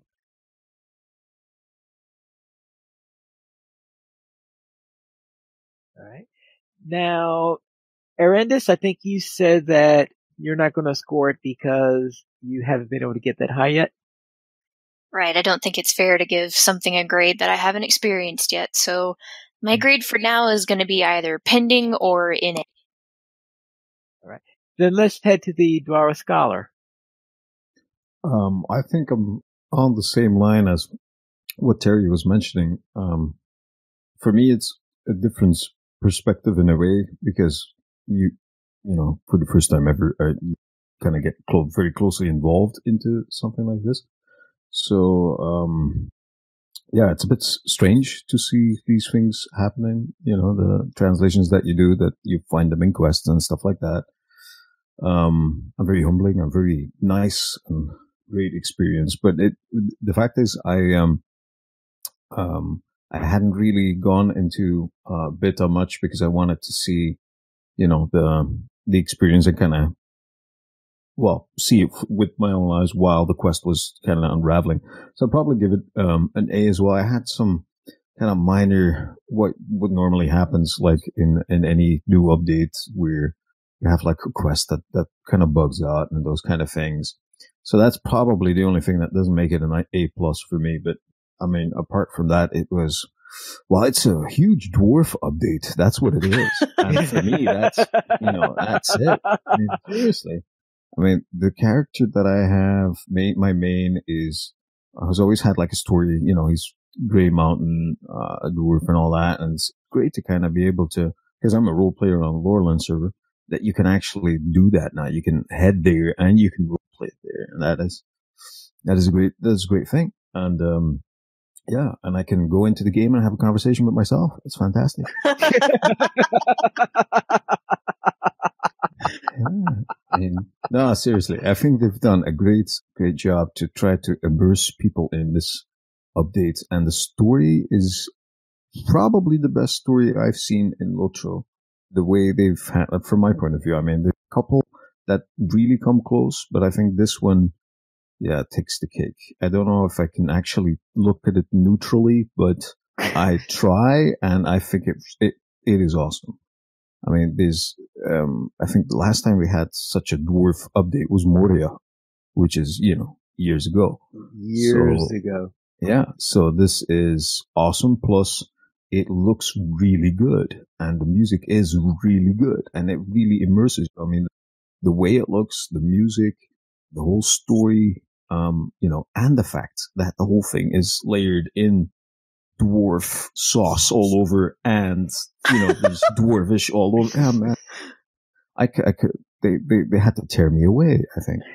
So yeah, it was absolutely good stuff. I would give it an A plus, but I'm going to give it an A because I had some tiny little things that kind of, as you would with new updates. So I can't fault that, but it's almost impossible, I think, to get an A plus on that. So yeah, so I'm giving it an A.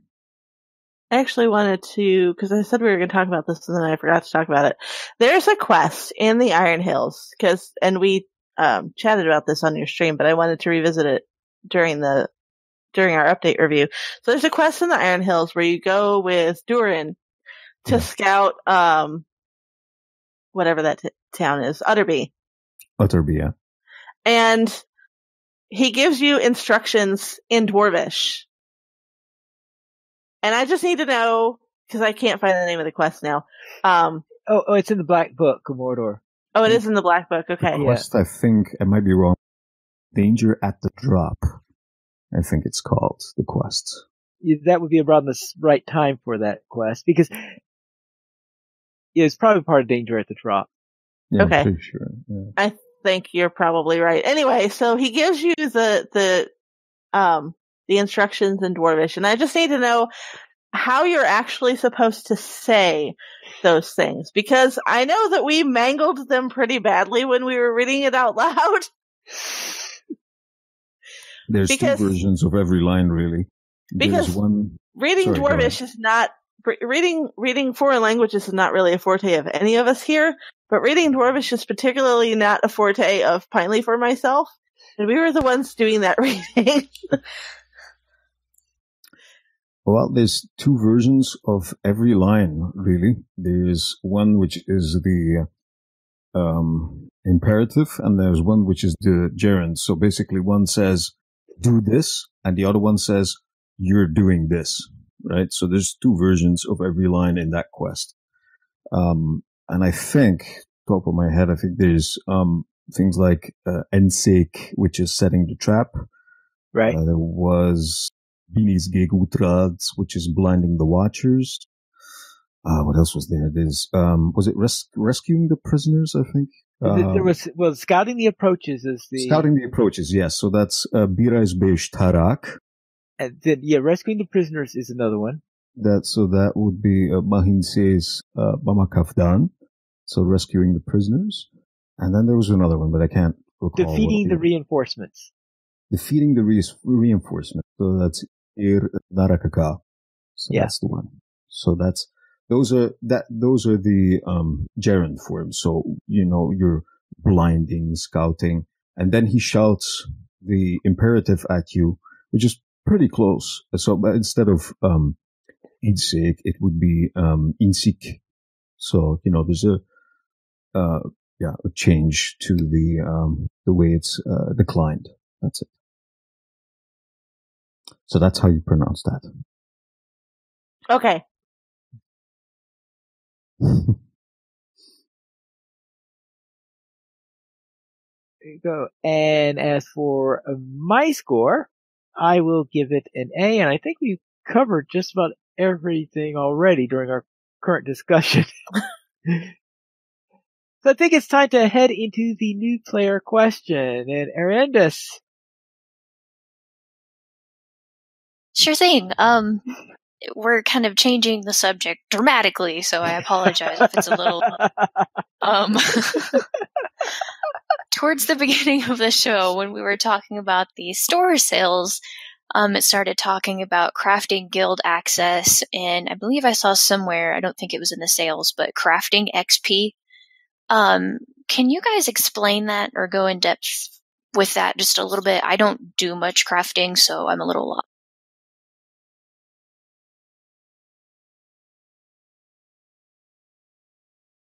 Crafting XP, usually when they're talking about crafting XP, they're talking about not the the regular XP that you get, but the progress you make for crafting. Right? For example, if you make this recipe, you might usually get 8 crafting XP in order to get closer to the mastering that particular stage of the craft. And then if you have a bonus to it, like 25%, then instead of awarding you 8, it'll award you 10. So, crafting XP is really nice if you're trying to level characters or level a specific crafting tier. So if you can wait for like the VIP bonus or bonus days to come around, it's the ideal time to get your crafting done because it doesn't take as long. Oh, in that case, all right, there might be actually 2 meanings to this thing, because I think the one on the bonus days, though, is actually XP awarded for crafting.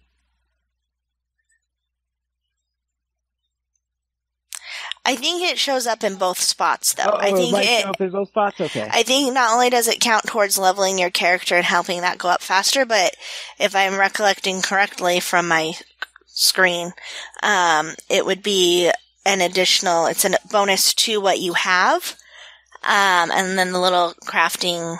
I believe you can get crafting XP, little pill things that can help with that too. And they might not be just specifically crafting. It might be connected to something else.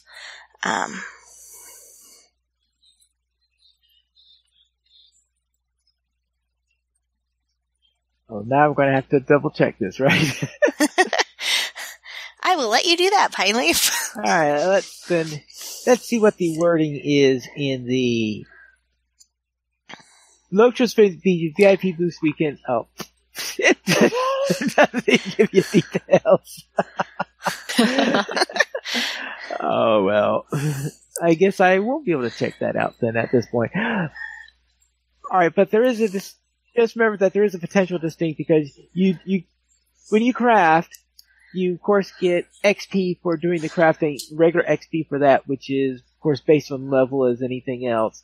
And then of course you also have the progression of your craft, and that is fixed regardless of your level. It just matters whether or not are you making this thing, and what bonuses there are available at this time.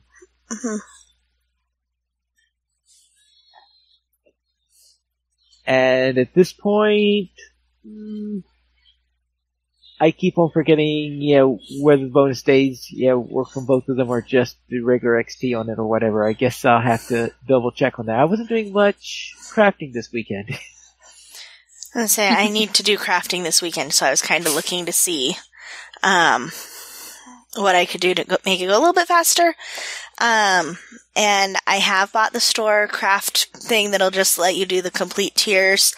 I did that for a couple of my alts, just because spending the time to actually do that, it wasn't going to happen. And so I did that for my metalsmithing and weaponsmithing alts. And that is the way to craft.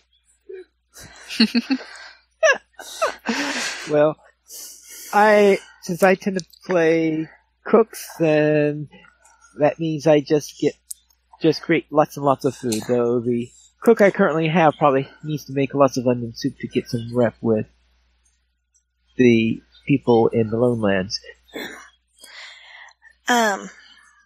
Do one of you guys want to explain crafting guilds, or can I kind of explain what I understand about them?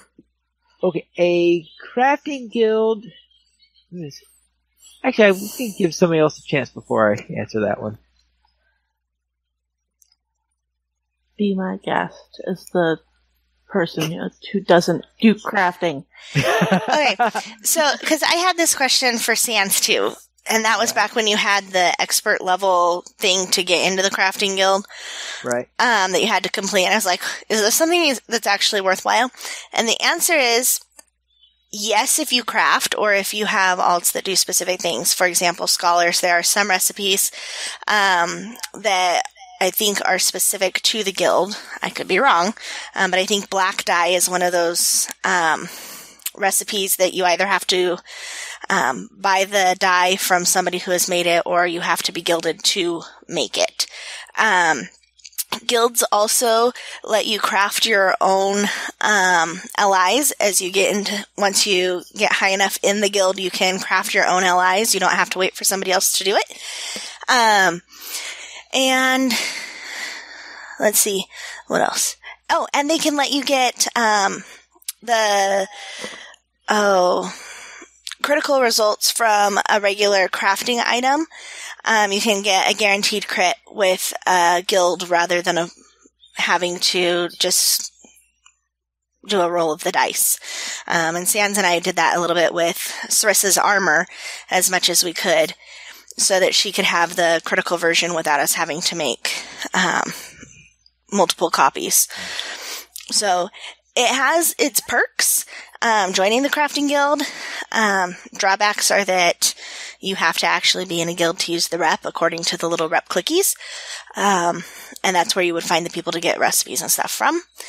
But once you get through, I want to say it's through Moria and into some of the higher level areas, they're in almost all major crafting areas, unlike the lower levels where you have to go to Esteldine or Rivendell if you're a scholar. Or Moria if you're a cook. Yeah. So yeah, and Moria for metalsmithing.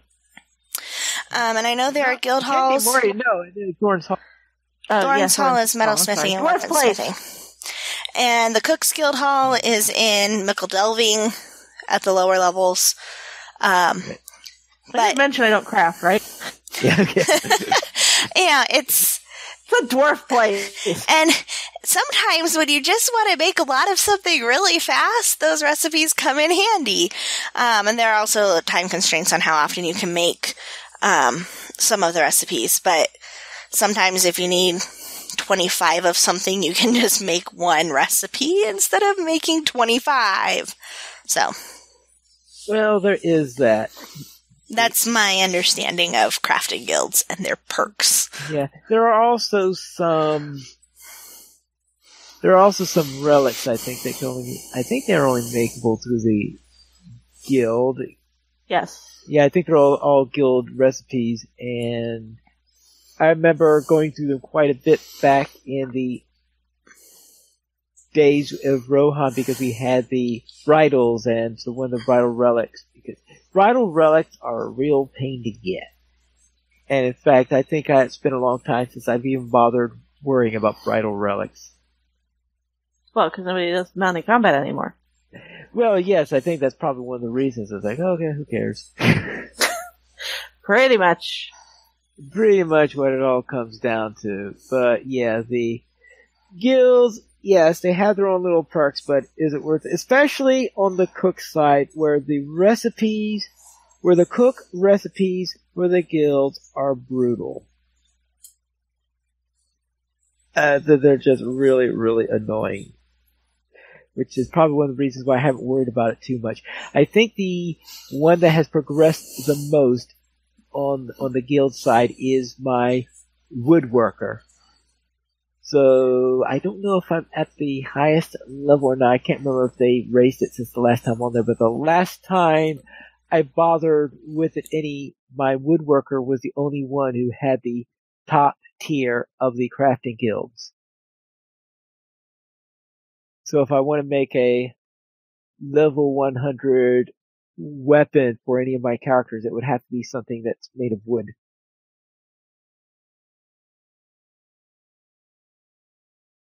Now let's head into our week in LOTRO. And Terry Hadwin, what were you up to? Oh, let's see. The girls of Middle-earth this week witnessed Radagast's epic smackdown of Ivar and finished out Book 2 of Volume 1. So we actually did that. It's supposed to be a fellowship instance. If you go in without a fellowship, you get inspiration. But we actually did do it as a fellowship of burglars. And it was kind of great because we basically just ran around and stabbed everything until it stayed dead again. Cause yeah, there's a lot of undead in that instance. And we slaughtered everything. Like, I've done that instance enough times that I know you don't really have to kill everything. We killed everything. If there was a red dot, we stabbed it. This death of 1,000 paper cuts. Cause it's little bitty hoblet burglars. And then Terry Adwin took a crack at the Howling Pit with Pineleaf and Sands. We failed spectacularly twice. The first time I actually attempted to tank it, and I was doing pretty well until about the 4th round, at which point I went splat. And they went splat right behind me. It's wow, really challenging. We talked about it last week and we hadn't really done it. And I mean, Pineleaf had attempted it solo, but we hadn't really tried it as a group. And let me tell you, that thing is brutal. It starts out not too bad, and then it's survival barrow downs. It just gets more and more intense. And we didn't even make it to where you apparently need 200 light.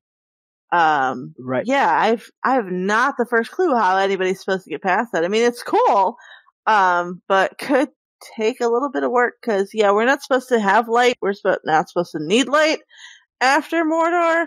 So throwing us an instance that needs all kinds of more light than we actually are going to have on hand, not so great.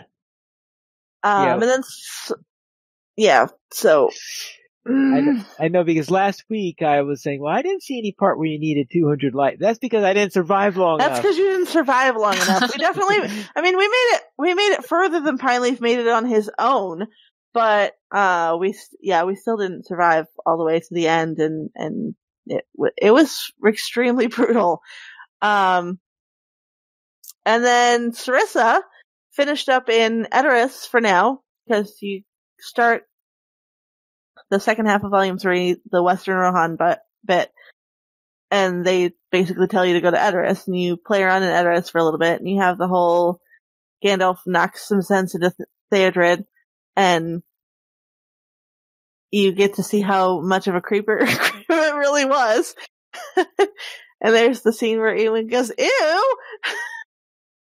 And then they send you back out to help the people of Rohan, so she's finished up in Edoras for now. She'll be back to help with the evacuation later. But now she's helping more folks in Western Rohan and finding that it's a lot harder. It's still really not all that easy to kill stuff. Either on level or even just a couple levels below, because it's actually harder to kill stuff now in Western Rohan than it was in Wildemore just a few levels ago. And she's level 88 now. She actually leveled up twice today. She went from 86 up to 87 and then up to 88 because, yay VIP. And level 88, she's still getting her butt kicked by some of the mounted combat foes, which is less than fun because they're more packed together in Western Rohan than they are in Eastern Rohan. It's a lot harder to just single one out and just whack it a couple of times, especially when just whacking it a couple of times doesn't kill it because it's still coming after you. And then it decides to run away from you and run past 5 other guys that then are howling for your blood. Yeah, she didn't actually die today, but that's just because when I got dismounted, I just popped hips and let them all run away from me and decided to try that again. And yeah, so that was my week. So Cinders, how was yours? My week was very slow. I actually did not play LOTRO at all until today, where I specifically set aside time because I knew I was going to have to do this. I am working on leveling a new mini to play with Terry and Pineleaf and Sanswinda's characters, just outside of Moria. And so, she plays, I'm so excited. She plays bagpipes. So she's almost level 19, and I took her back knowing that the Shire deeds were a little bit lower and that it was a VIP weekend. I went ahead and went back and did some Shire questing and deeds to see if I could just kind of wrap that up, especially since she's a little hobbit. I went, she's got to have her Shire deeds done. She's got to have them done. So I took her back, and so she's almost finished those, and she's so close to level 19. I'm going to try and get her through this evening before I quit for the night. But that is all that I have been up to because we have a new puppy. So, Arindis, how was your week? Well, I don't have a new puppy, so I have no excuse, but I haven't been able to play as much this week. But when I have been able to play, I've been really enjoying running around with my baby Bjorning. I'm sorry, Terry. I know, I'm sorry. But I've absolutely loved it. It's just been a kind of a change of pace from the regular, stuff that I do. And I especially love running around landscape as a bear. I don't know why, I just get some kind of joy out of just exactly being like, and then poof, I'm a bear. I'm sorry, Swinda Terry. would say speed. It's all about the speed. Stupid bears. Well, just for me, it kind of makes all of the traveling back and forth in Volume 1 a little bit more amusing because instead of just, oh, look at me, I'm running, I don't have a horse yet, it's, I'm running around as a bear. And what's great is that sometimes when you run past NPCs in bear form, they'll say something like, I think I have a screenshot somewhere that I took from one of those situations, and some farmer somewhere said, what do you think you are, a Bjorning? And I was like, well, actually, yeah. So, but it's been a fun kind of change of pace from the regular game that I've been doing. So, we know that Pineleaf normally goes last. So, Dwero, what did you do this week? Yesterday we went to Winterstock on Landerville with me and the other members of the Rolling Kegs, which is an all-dwarf LOTRO band. We had great fun. The music scene in Landerville is amazing. Or all over LOTRO, to be honest. So yeah, that was fun. Had a great concert there. People seemed to enjoy it. We enjoyed it. We had loads of laughs. And other than that, I've been streaming a bit last week this week as well on Honor and on Lorland. So I need to get out of the guard mindset, really, because I always play a guardian. So I made a new champ, and I continued on getting into the Runekeeper mindset, which is actually turning out to be a real fun thing to do, the Runekeeper. So yeah, that's about it, what I did. So I guess, Pineleaf, what did you do? Then on my Honor Warden, I completed the early parts of the Lone Lands, the stuff near the end of the Forsaken, and I also did all that stuff in the Central North Downs. That means I've done all the stuff in the North Downs that is west of Esteldine.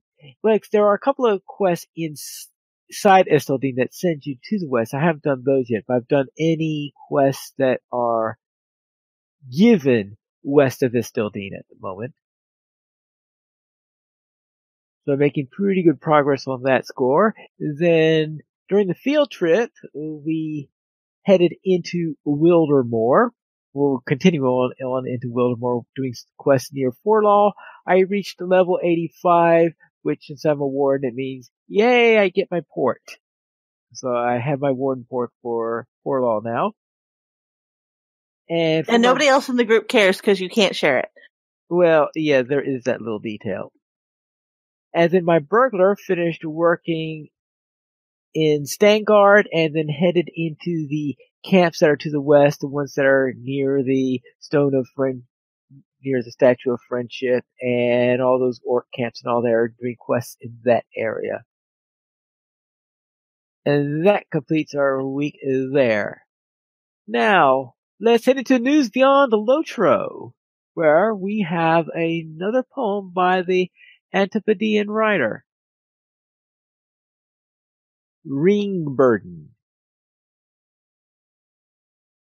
burns. My precious things I see when wearing precious. It to me shows horrid things. I see the eye. The master seeks its constant lie. But I evade him, yes. I hide and keep my precious by my side. Until longing's too much to bear, I put it on again. I swear its power fills me with strange thought. Am I the catcher or the caught? I safely place it in my cave on my stone island, so to save my treasures and each precious thing, but most of all, my precious ring. No one can find it, nor find me, but yet it weighs most heavily upon my head, upon my heart. Such weariness descends. A part of me, a small part, that these words say, get rid of precious! Throw away the ring! 'Tis nothing but a curse. To live without my precious, worse than death. Yet, is this really life? No kin, no kindred, children, wife, no home, no village, no country, no ties that bind, none to love me, a house of stone beneath mountains cold, a body alive although old, weighed down by years, yet still alive.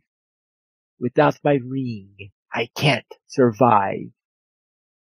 For I love nothing except one thing, my precious, yeah, my precious ring.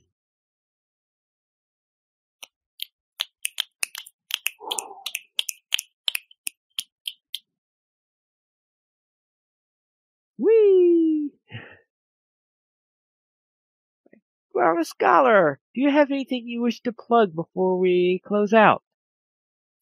Well, if folks want to check out what I'm doing on LOTRO, I think the easiest way would be head over to Twitch. So twitch.tv/the Scholar, and you'll find me there.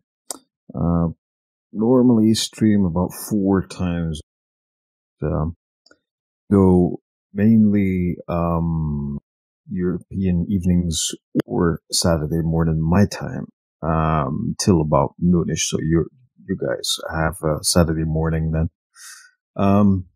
Yeah, that's about it. So and otherwise, just head over to the site dwaroscholar.com and you'll find loads there.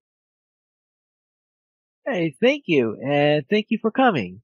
And thanks for having me, folks. It's 4:45 a.m. and I'm still awake, so you did it. Mad props. Oh my goodness gracious. But I'm gonna head to bed after this, I'll tell you that. Hopefully you'll be able to sleep. Oh yeah, no worries. Coffee or no coffee, I'm sleeping. Okay.